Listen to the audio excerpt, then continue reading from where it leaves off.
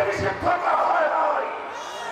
আজ আমরা ফরিদপুরের জনসমাবেশ থেকে ঘোষণা করতে চাই, এই ইসলাম নামক সাম্প্রদায়িক উগ্র জঙ্গিবাদী গোষ্ঠীকে যদি নিষিদ্ধ না করা হয়, বাংলার মাটিতে ইসলামকে অবাঞ্ছিত করতে, উদ্ধার করতে যা করতে হয় আমরা নিজেরাই করব।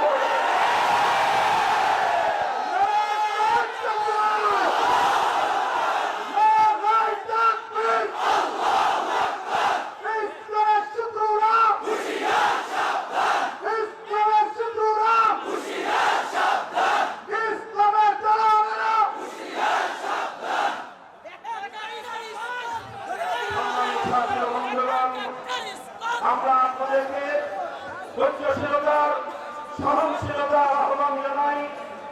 আমাদের পাশে এসে আহ্বান জানাতেই থাকবো।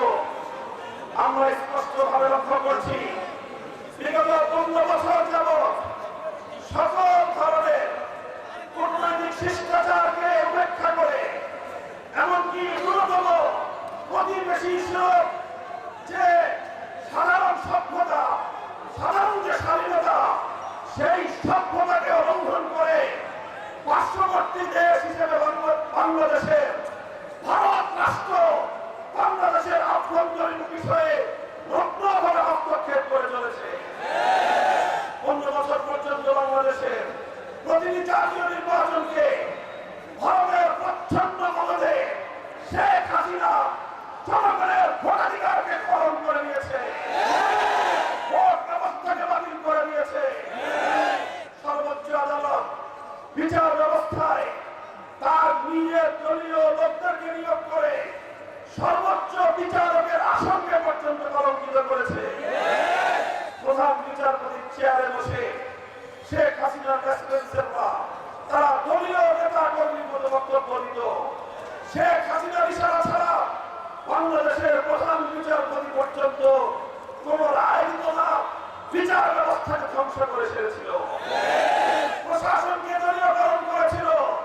প্রশাসনের সর্বোচ্চ জায়গা থেকে সর্বনিম্ন স্তর পর্যন্ত দলীয় ক্যাডারদেরকে নিয়োগ করে বাংলাদেশটাকে ফ্যাসিবাদী রাষ্ট্রে পরিণত করেছিল।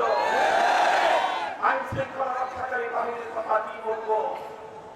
এই আমাদের প্রিয় পুলিশ বাহিনী, তাদের দীর্ঘ ঐতিহ্য ছিল। ৭১-এর মুক্তিযুদ্ধের রণাঙ্গন থেকে যারা যাত্রা শুরু করেছিল, সেই পুলিশ বাহিনীকে দলীয় পেটোয়া বাহিনীতে পরিণত করে বাংলাদেশের সকল পুলিশদের